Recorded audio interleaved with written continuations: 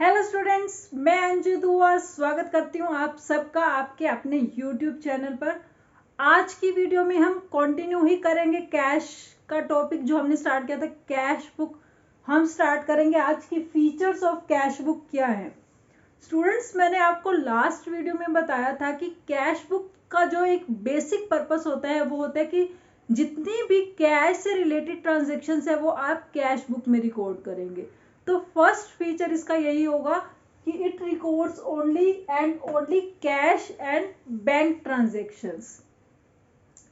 जितनी भी ट्रांजेक्शंस में आपका कैश या बैंक बैलेंस इफेक्ट होता है, मीन्स आपका मे बी कैश के फॉर्म में भी हो सकता है और मे बी बैंक चेक के थ्रू पेमेंट हो सकती है, तो वो आप रिकॉर्ड करते हैं कैश बुक के अंदर। कैश बुक में हम इससे रिलेट अदर जो है, इनसे जो अनरिलेटेड है, कैश और बैंक से रिलेटेड नहीं है, वो कोई भी ट्रांजेक्शन इस बुक में हम रिकॉर्ड नहीं करते। सेकंड है cash book, it is a form of ledger and journal. वो दोनों का ही पर्पस फुलफिल करता है, आपका जर्नल का भी एंड लेजर का भी। जर्नल का कैसे, अगर मैं बात करती हूँ एक बेसिकली कि जब मैं जर्नल रेडी करती हूँ तो फर्स्ट ऑफ ऑल मैं सारी रिकॉर्डिंग जर्नल के अंदर करती हूँ, transactions record. Same as it is जब मैं कैश बुक प्रिपेयर करती हूँ तो कैश से रिलेटेड वो सारी ट्रांजेक्शन फर्स्ट ऑफ ऑल मैं कैश बुक में रिकॉर्ड करती हूँ। That's why cash book is also fulfilling your purpose of journal. अगर मैं लेजर की बात करती हूँ तो लेजर का जो फॉर्मेट आप यूज करते हैं कि one side is debit and one side is credit, तो कैश बुक का भी सेम फॉर्मेट एक लेजर की तरह ही होता है कि आप debit side and credit side prepare करते हो। डेबिट साइड पे आप रिकॉर्ड करते हो जो भी सारी रिसीविंग्स होती हैं, क्रेडिट साइड पे आप नोट करते हो जो सारी पेमेंट्स होती हैं, जिसको हम अभी और डिटेल में डिस्कस करेंगे। तो ये दोनों का ही पर्पस फुलफिल करता है, इसलिए हम इसको जर्नल एंड लेजर की फॉर्म भी बोलते हैं। क्लियर हुआ क्यों? क्योंकि जर्नल में हम बेसिकली जैसे अब जर्नल में सारी एंट्रीज रिकॉर्ड करते हैं, तो कैश बुक में भी मैं कैश से रिलेटेड सारी एंट्रीज रिकॉर्ड कर रही हूँ फर्स्ट ऑफ ऑल। लेजर का क्यों? क्योंकि जैसे लेजर का फॉर्मेट होता है same as it is cash book का भी फॉर्मेट होता है, debit and credit side. Third हम बात करते हैं कि एक रियल अकाउंट का नेचर होता है कैश बुक का। आपने रियल अकाउंट के अंदर स्टडी किया कि debit what comes in and credit what goes out. आपने रियल अकाउंट में पढ़ा debit what comes in and credit what goes out. क्योंकि आपका रियल अकाउंट जो होता है रिलेटेड टू एसेट्स होता है, एसेट्स हो गई, थिंग्स हो गई। जब आप अपने बिजनेस में कुछ मतलब आपके बिजनेस में कुछ आता है आपके पास, कम्स, आपके बिजनेस में वो कम इन हो रहा है तो आप उसे करते हैं डेबिट, और जब बिजनेस से कुछ गोज आउट होता है तो आप उसे करते हैं क्रेडिट, रियल अकाउंट के रूल के अकॉर्डिंग। अब कैश आपके लिए एक एसेट है, तो जब भी आप कैश रिसीव करेंगे अपने बिजनेस के अंदर तो वो आप करते हैं डेबिट। स्टूडेंट्स, ये एक बहुत ही आपके लिए इंपॉर्टेंट पॉइंट है कि आप कैश बुक की डेबिट साइड में क्या नोट करते हैं एंड क्रेडिट साइड में क्या नोट करते हैं। यहां पर इस फॉर्मूले के according debit what comes in, तो it means whenever you will receive cash और बैंक थ्रू चेक, आपके बैंक पे आप कुछ रिसीव करते हैं थ्रू चेक और थ्रू ड्राफ्ट, मींस जब भी आपका बैंक बैलेंस इंक्रीज होगा तो आप उसको डेबिट करेंगे। तो आपको यहां से ये पता लगेगा कि आपकी जो कैश बुक की डेबिट साइड होती है वो शो करती है रिसीविंग को, डेबिट साइड आपकी शो करती है रिसीविंग को। और as per formula credit what goes out means whenever you pay amount through cash और थ्रू बैंक, तब आपका वो आप क्रेडिट कर रहे हैं। तो आपकी जो ये क्रेडिट साइड शो करती है वो किस चीज को शो करती है? पेमेंट्स को।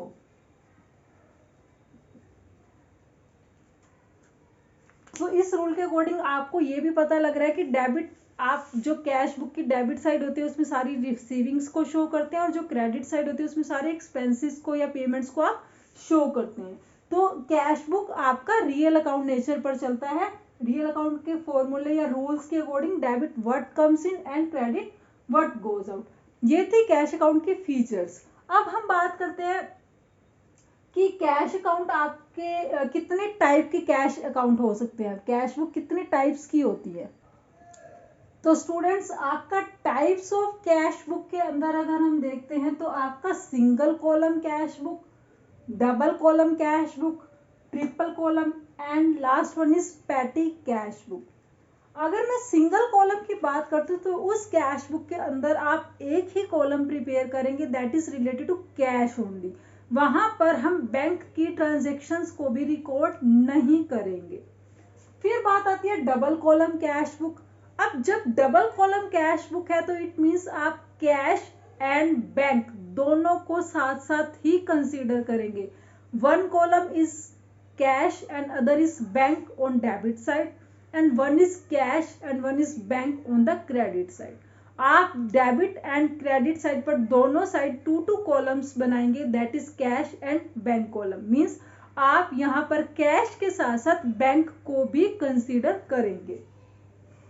अब डबल कॉलम में एक आता है cash and discount and other is bank and discount. But students आपका ये सिलेबस में नहीं है तो इसलिए हम इसको स्टडी नहीं करेंगे। थर्ड इज ट्रिपल कॉलम, उसमें आप तीनों को एक साथ कंसीडर कर रहे हैं कैश बैंक एंड डिस्काउंट। ये भी आपके सिलेबस में नहीं है तो इसे भी हम स्टडी नहीं करेंगे। लास्ट आता है आपका patty cash book. Patty cash book means मैं थोड़ा सा यहाँ पर आपको डिस्क्राइब कर रही हूँ, लेटर ऑन आपको इससे रिलेटेड एक प्रॉपर वीडियो मिलेगी कि पैटी कैश बुक जिसमें हम डिटेल में डिस्कस करेंगे। पैटी कैश बुक मीन्स आप जो डेली रूटीन में आपको जो भी कैश के एक्सपेंसेस करने होते हैं जिनके लिए आप कैश लेते हो उसको हम बोलते हैं पैटी कैश।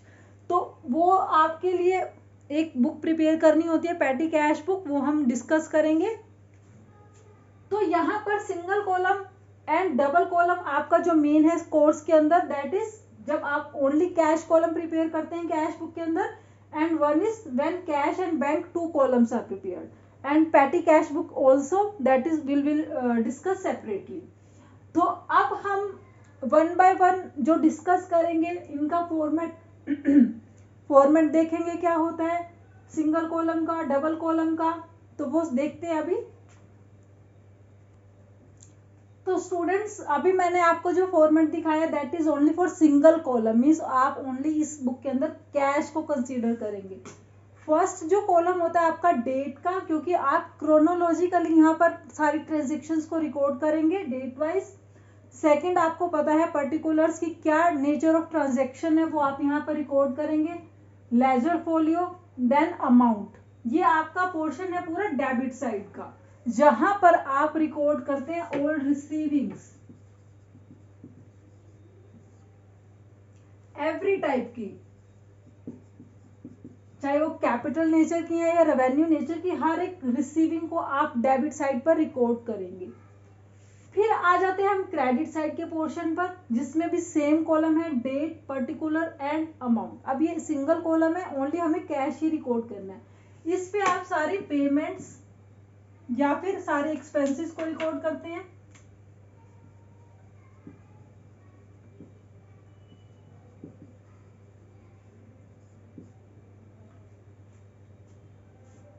अब जब भी आप कैश बुक प्रिपेयर करेंगे तो क्वेश्चन में आपको गिवन होगा ओपनिंग बैलेंस क्या है कैश का। मीन्स आपका अगर कोई एक मंथ स्टार्ट हुआ है तो लास्ट मंथ एंडिंग पर जो भी कैश का बैलेंस आपकी बुक्स में होगा वो बैलेंस आपको गिवन होगा। जो लास्ट मंथ का क्लोजिंग बैलेंस होगा वो इस मंथ की स्टार्टिंग के लिए आपका ओपनिंग बैलेंस होगा। ओपनिंग बैलेंस आपको गिवन होगा क्वेश्चन में। एक चीज जो बहुत ही ज्यादा इंपॉर्टेंट है वो है कि कैश का ओपनिंग बैलेंस या फिर मैं बात करूं closing balance, cash balance always and always debit होता है। क्योंकि आप खुद सोच के देखिए कि अगर आपकी बुक्स में कैश इतना है ही नहीं अवेलेबल, क्या आप उससे ज्यादा एक्सपेंस शो कर सकते हैं? या उस अभी मैं आपको ये बोलूं कि आपके पास 200 रुपीज है लेकिन आप अगर मार्केट में गए स्टेशनरी परचेज करने के लिए, आपको 200 का ही मैंने बोला कि 200 का बैलेंस दिया कि आपको इतना एक्सपेंस करना है, आपके पास 200 ही है ऑफिस एक्सपेंसेस के लिए, आपने उसमें से 300 एक्सपेंसेस कर दिए, क्या पॉसिबल है? वो एक सेपरेट बात है कि आपने अपनी पॉकेट में से लगाया, लेकिन उन 200 को यूज करना है तो आप वो 200 ही यूज करेंगे, उससे ज्यादा एक्सपेंसेस आप नहीं कर सकते। तो कैश का बैलेंस कभी भी नेगेटिव नहीं होगा, ऑलवेज डेबिट बैलेंस होगा। तो जब भी आपको ओपनिंग बैलेंस दिया होगा तो सबसे पहले आप डेबिट साइड पे लिखेंगे टू बैलेंस बीडी, क्योंकि लास्ट मंथ में वो कैरी फॉरवर्ड हुआ होगा, अब उसको आप ब्रोट डाउन कर रहे हैं। तो ओपनिंग बैलेंस ऑलवेज जो भी फर्स्ट डेट है मंथ की, मे बी अगर मैं अप्रैल की बात करती हूँ 1 अप्रैल 2021, तो आपने यहाँ पर शो कर दिया बैलेंस बीडी। अब लास्ट में जो बैलेंस आपका बचेगा सारी ट्रांजेक्शन्स रिकॉर्ड करेंगे आप डेबिट साइड आपकी ये है, मैंने बोला कि डेबिट बैलेंस ही होता है, तो आपका means debit side always excess होगा, क्योंकि डेबिट साइड आपकी रिसीविंग की है, आप कैश रिसीव करेंगे कहीं ना कहीं से, तो आपका डेबिट साइड एक्सेस होगा। तो उसको मैच करने के लिए आप यहाँ पर लिखेंगे बाय बैलेंस सीडी, जो आपका क्लोजिंग बैलेंस होगा। तो यहाँ पर बैलेंस आप नोट डाउन करने के बाद और जो भी अदर ट्रांजेक्शन्स है वो सारी ट्रांजेक्शन्स आप रिकॉर्ड करेंगे। तो लास्ट में जो भी आपका क्लोजिंग बैलेंस बचेगा, उसके बाद आपका दोनों डेबिट एंड क्रेडिट साइड के बैलेंस मैच होंगे और बैलेंसिंग फिगर आपका कैश का बैलेंस होगा, दैट इज डेबिट बैलेंस। तो ये था सिंगल कॉलम कैश बुक का फॉर्मेट क्या होता है। इसको और डिटेल में हम डिस्कस करेंगे with double column cash book, जो हम नेक्स्ट वीडियो में डिस्कस करेंगे। तब तक आप इस वीडियो को दोबारा देखिए, आपको ये अगर अच्छी लगे, पसंद आए तो अपने फ्रेंड्स के साथ शेयर कीजिए, और अगर अभी तक आपने चैनल को सब्सक्राइब नहीं किया तो आप चैनल को सब्सक्राइब करना मत भूलिए।